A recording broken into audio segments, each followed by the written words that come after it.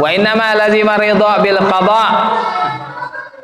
Sesungguhnya wajib harus ridho dengan ketentuan Allah. Apapun ketentuan Allah, seorang hamba harus terima, ridho, wajib dia. Karena semua apa yang terjadi di alam ini tidak lepas dari ketentuan Allah. Tidak akan terjadi sesuatu pun di alam ini kecuali telah ditentukan dan ditakdirkan oleh Allah SWT. Kita hanya sedang menjalani saja.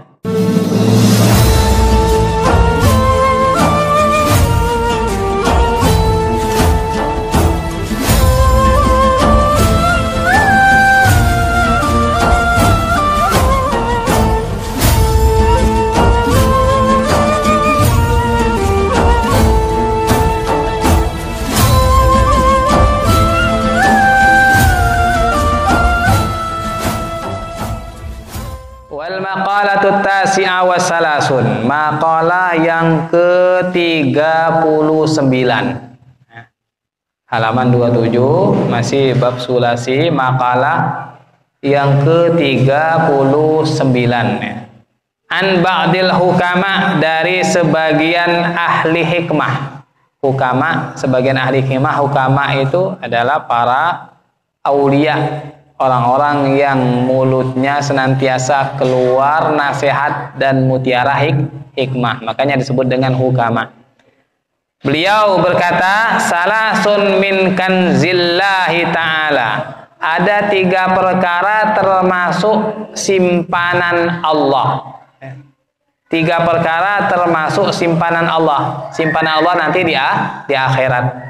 Ay mimma yudakhiruhullah ta'ala la yu'tihallah illa man ahabbahu. Yang dimaksud dengan simpanan Allah adalah sesuatu yang disimpan oleh Allah, yang tidak Allah berikan kecuali orang yang dicintai oleh Allah. Jadi ketiga perkara ini adalah perkara yang disimpan oleh Allah, tidak diberikan kepada sembarang orang, hanya akan diberikan oleh Allah SWT kepada orang yang dicintainya. Apa ketiga perkara tersebut? Pertama, al-faqru. Pertama adalah fakir, miskin, melarat. Ini melarat ini tidak semua orang yang sanggup ini. Tidak semua orang yang sanggup. Apalagi umat akhir zaman ini. Umat akhir zaman, fitnahnya umat Nabi. Li kulli ummatin fitnah wa fitnatu ummati al-mal. Itu kata Rasulullah. Setiap umat itu ada fitnahnya. Dan fitnah umatku adalah harta. Fitnah umatku adalah harta. Itu fitnah umatnya Nabi. Gara-gara harta, orang-orang bunuh-bunuhan. Gara-gara harta, saling bermusuhan. Ya, pokoknya semuanya ujung-ujungnya harta, duit semuanya itu. Itu fitnahnya umat Nabi Muhammad. Al-faqr, kemiskinan, melarat, itu adalah perkara yang merupakan simpanan Allah, tidak Allah berikan kecuali kepada orang yang memang Allah cintai. Wahwa, apa itu faqr? Faqdu ma yahtaj ilaih. Faqr itu adalah tidak memiliki sesuatu yang dibutuhkan. Faqdu, tidak memiliki sesuatu yang ia butuhkan, itu namanya melarat ini. Jadi ketika kita dicoba oleh Allah SWT, tidak memiliki apa yang kita butuhkan, kok kita tidak bisa untuk mewujudkannya, berarti Allah sedang mencintai kita. Mungkin kalau diberi oleh Allah malah kita lalai.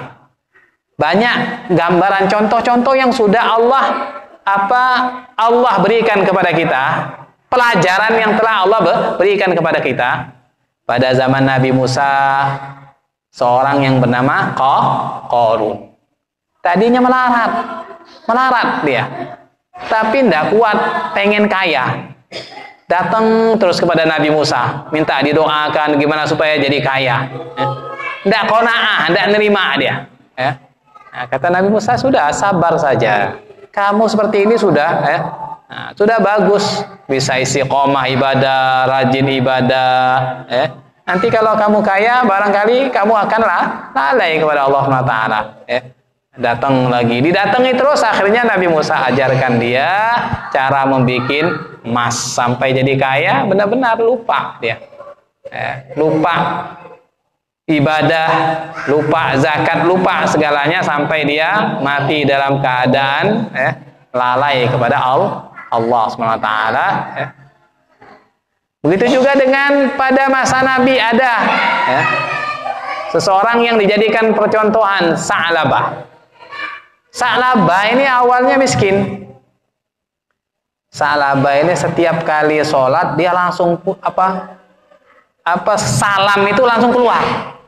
Sampai Nabi heran, ini kenapa ini Sa'labah? Setiap Nabi noleh itu sudah Sa'labah sudah tidak ada sudah. Setiap kali sholat jamaah dia salam langsung keluar. Akhirnya bertanya, ini Sa'labah kenapa? Coba tanya kenapa itu Sa'labah itu. Kok enggak nunggu dulu berdoa bersama, berzikir, kok langsung keluar. Ternyata setelah dilihat rupanya Sa'labah ini hanya punya sarung satu. Kalau dia sholat, istrinya nunggu. Nunggu untuk supaya bisa sholat. Makanya Sa'labah habis sholat tuh langsung pulang supaya bisa gantian sama istrinya, saking melaratnya ini, miskin ini.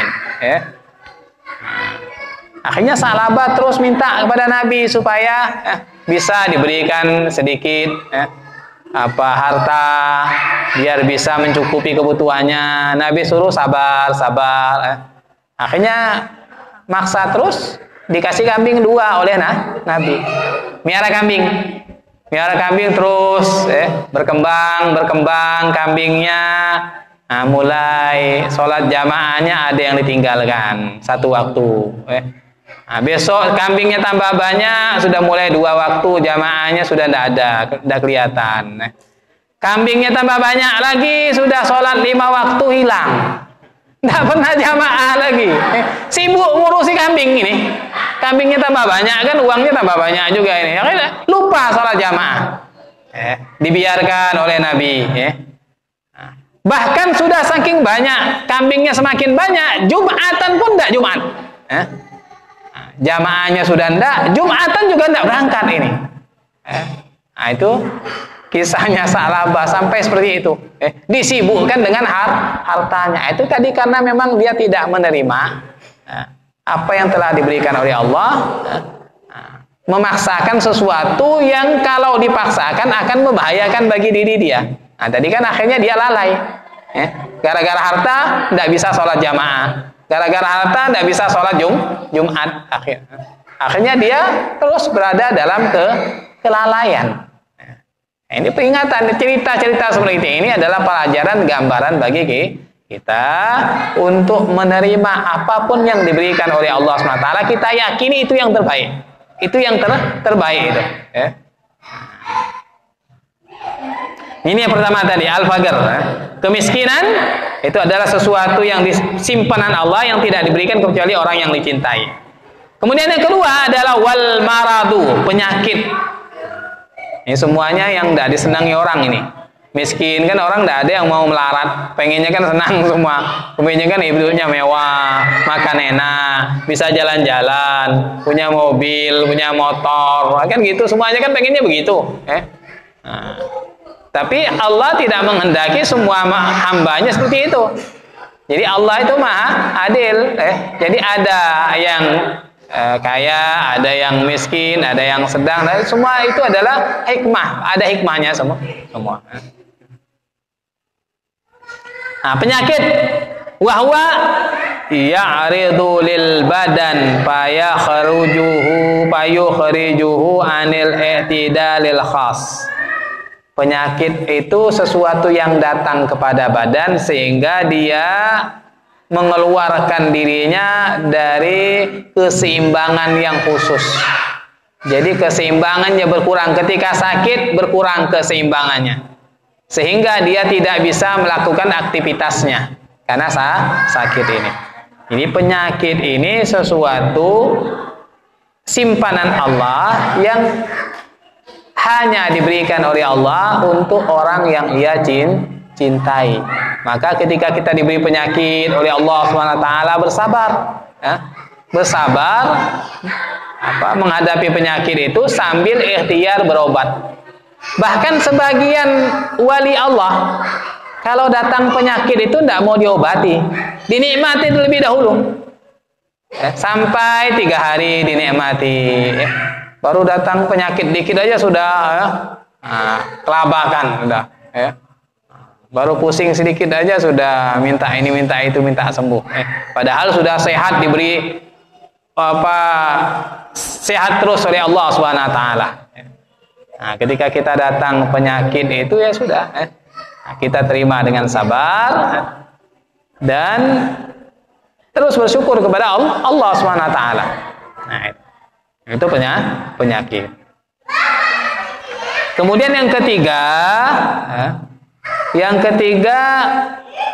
yang menjadi simpanan Allah adalah as-sabru, kesabaran. Ini juga tidak diberikan oleh Allah kecuali orang yang Ia cintai. Hidup ini memang butuh kesabaran. Butuh kesabaran. Orang akan sukses menjalani hidup ini kalau dia mampu untuk bersabar. Karena isinya hidup ini hanya ujian dan cobaan tok isinya. Di harta yang kita diberi oleh harta yang dititipkan oleh Allah itu cobaan bagi kita, ya. Kesehatan yang Allah berikan itu cobaan semua, maka harus dihadapi dengan syukur dan sabar. Apa itu sabar? Wa huwa tarkus syakwa min alamil balwa li ghairillah la ilallah. Jadi tidak mengadu dari sakitnya cobaan kepada selain Allah, bukan kepada Allah. Jadi tidak mengadu. Kalau diberi penyakit, ya, jangan sampai mengadukan kepada orang lain, saya begini dan sebagainya, mengadu. Tapi ngadulah pada Allah, minta kesembuhan kepada Allah. Karena pada hakikatnya yang memberi penyakit adalah Allah. Yang akan menyembuhkan pun Allah. Jangan nyalakan siapa-siapa kalau kita sakit. Oh, ini karena si fulan ini. Jadi saya sakit ini karena si fulan ini. Jangan salahkan orang lain. Si fulan, si anu dan sebagainya tidak akan bisa menyakitimu kalau tidak dikehendaki oleh Allah SWT. Yang kamu tanyakan dirimu, kenapa kok engkau diberi sakit oleh Allah? Ada apa pada dirimu? Mungkin karena kelalaianmu. Kamu sering lalai. Ataupun mungkin kamu juga pernah nyakiti orang lain sehingga engkau disakiti juga. Jadi Allah itu tidak memberikan sesuatu kecuali ada sebabnya. Jadi kalau Allah memberikan kamu penyakit, pasti ada sebabnya itu. Mungkin karena engkau tidak jaga makan, akhirnya sakit. Kan seperti itu. Jadi Allah tidak memberikan penyakit kecuali dengan sebab. Allah juga tidak memberikan kesembuhan kecuali dengan sebab. Ada sebab. Entah itu air putih dibacakan sholawat, ini namanya sebab juga. Entah itu obat dari apotek ataupun obat dari dokter, ada sebabnya. Walaupun Allah mampu untuk menyembuhkan berbagai macam penyakit tanpa sebab, ya mampu. Tetapi Allah tidak menghendaki hal itu. Semuanya harus dengan sebab. Waridha bil qada la yaqda fihi syaqwa ila Allah wala ila ghairihi. Tetap ridho dengan ketentuan Allah itu tidak menodai pengaduan seseorang kepada Allah dan juga kepada orang lain. Kalau dia ngadu kepada orang lain itu bukan karena mengadu, tapi untuk mencari solusi. Bagaimana pada temannya nyampaikan, saya sekarang sedang sakit, barangkali ada orang yang bisa ngobati, ataupun ada jalan keluar, ataupun engkau tahu bagaimana cara mengobati. Itu bukan mengadu, tapi hanya konsultasi. Itu boleh. Tetap dia ridho dengan ketentuan Allah, dia yakin itu adalah kehendak Allah. Tapi dia hanya berusaha untuk supaya disembuhkan, itu tidak apa-apa. Tetap ridho. Yang tidak dibolehkan ini ketika dia tidak terima dengan penyakit yang diberi oleh Allah SWT. Kenapa kok saya yang diberi sakit? Kenapa orang lain kok sehat? Sebagai hanya saya dulu sakit. Seolah-olah dia itu tidak terima dengan ketentuan Allah. Itu yang dilarang. Wa innama lazima ridha bil qada. Sesungguhnya wajib harus ridho dengan ketentuan Allah. Apapun ketentuan Allah, seorang hamba harus terima, ridho, wajib dia. Karena semua apa yang terjadi di alam ini tidak lepas dari ketentuan Allah. Tidak akan terjadi sesuatu pun di alam ini kecuali telah ditentukan dan ditakdirkan oleh Allah SWT. Kita hanya sedang menjalani saja, menjalani. Tetap kita berusaha untuk mencari yang terbaik.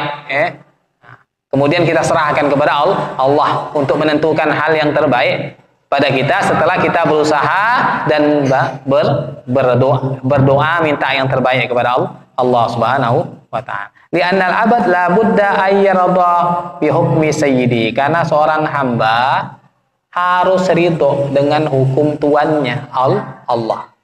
Jadi alam semesta ini beserta isinya termasuk manusia, semuanya dalam genggaman hukum Allah. Jadi kita harus ikuti ketentuan Allah, ikuti hukum Allah, ikuti sistem yang telah dibuat oleh Allah SWT. Bumi ini dijalankan oleh Allah sudah sesuai dengan sistem Allah SWT, maka kita ikuti. Kada fi ta'rifat Sayyid Ali Al-Jurjani. Ini ketiga hal tadi yang menjadi simpanan Allah, yang Allah tidak berikan kecuali kepada orang-orang yang dicintai oleh Allah. Yang pertama al-faqr, miskinan, fakir, melarat. Yang kedua penyakit, yang ketiga sabar.